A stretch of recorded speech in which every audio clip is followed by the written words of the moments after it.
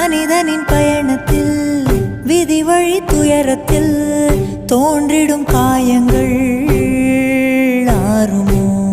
அன்பையும் பண்பையும் அறிந்திடும் ஒரு மனம் வெறுப்பிலும் சினத்திலும் வாழுமோ?